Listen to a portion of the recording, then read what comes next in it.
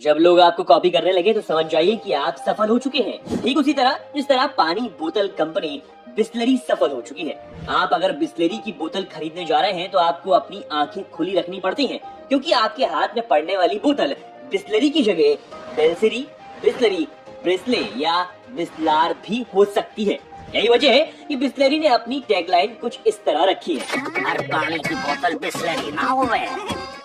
Water बोतल industry में 60% की हिस्सेदारी रखने वाली ये बानी ब्रांड आज देश भर में काफी फेमस है।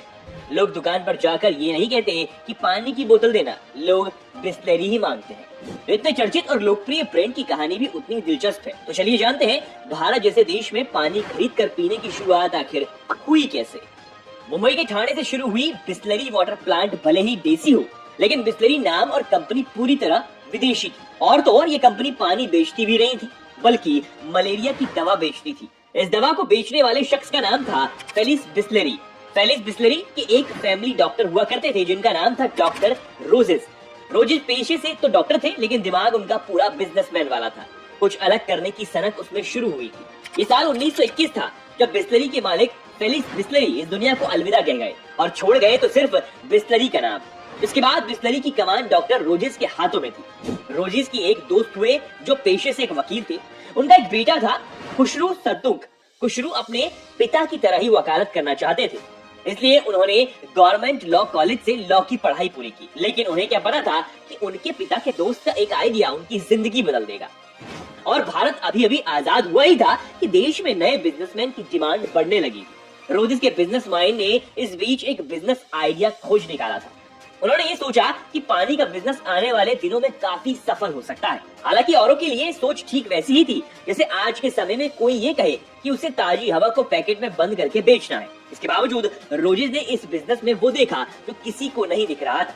उन्होंने अपने इस बिजनेस आइडिया पर खुशरू संतुक को मनाकर उनका समर्थन ले लिया और रोजेस का ये आइडिया बिजनेस की शक्ल में 1965 में सामने आया। ये वो साल था जब खुशरू संतुक ने मुंबई के ठाणे इलाके में पहला बिस्लरी वाटर प्लांट शुरू किया। हालांकि खुशरू को उनके इस फैसले के लिए लोगों ने पागल तक घोषित कर दिया। आम लोगों के नजरिए से देखा जाए तो उन दिनों भारत जैसे देश में पानी बेचने का आइडिया किसी पागलपन से कम भी नहीं था। हाल ही में आजाद होकर बढ़ चुके इस देश की आधी से ज्यादा जनता अपनी 2 वक्त की रोटी के जुगाड़ में जुटी रहती थी। ऐसे में भला उन दिनों कोई 1 रुपए में पानी की बोतल खरीदकर क्यों पीता।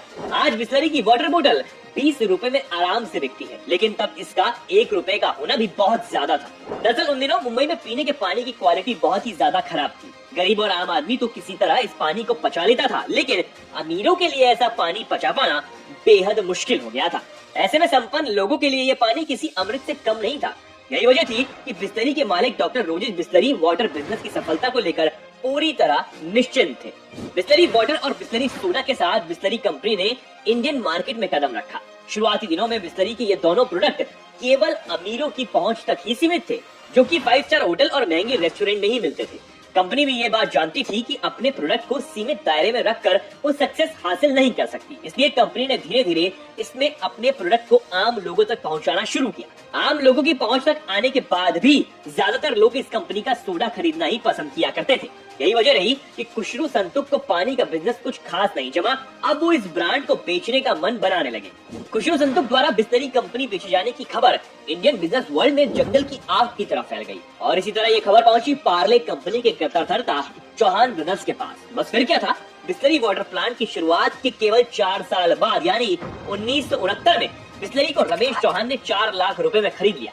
इसके बाद देश भर में अपने 5 स्टोर के साथ बिस्लरी पार्ले की हो गई। ये 1970 का दशक था जब रमेश चौहान ने बिस्लरी सील्ड वाटर के 2 ब्रांड नए ब्रांड बबली और स्टील के साथ बिस्लरी सोडा को मार्केट में उतारा। पार्ले की रिसर्च टीम लगातार इस खोज में लगी थी आखिर कैसे बिस्लरी को आम लोगों तक पहुंचाया जाए।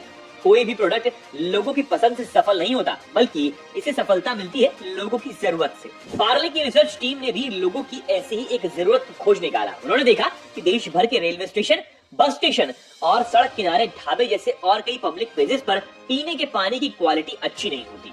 इस वजह से लोग मजबूरी में प्लेन सोडा खरीद कर पीते।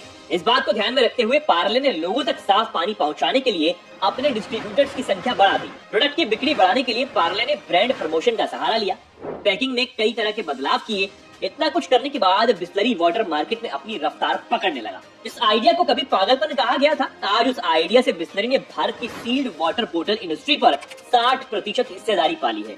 अपने 135 प्लांट के दम पर बिस्लरी रोजाना 2 करोड़ लीटर से भी ज्यादा पानी बेचने वाली कंपनी बन गई है। बिस्लरी अपने प्रोडक्ट को 5000 से ज्यादा डिस्ट्रीब्यूटर्स और 3500 डिस्ट्रीब्यूटर के जरिए 3.5 लाख रिटेल आउटलेट तक पहुंचा रही है। 2019 में भारत में बिस्लरी की मार्केट वैल्यू $24 बिलियन थी और जिस हिसाब से ये कंपनी चल रही है उसके मुताबिक साल 2023 तक इसकी मार्केट वैल्यू $60 बिलियन होगी। अब आप इसके बारे में क्या सोचते हैं हमें कमेंट सेक्शन में जरूर बताएं और ऐसी ही इंटरेस्टिंग वीडियोस के लिए फॉलो करें फैक्टिफाइड।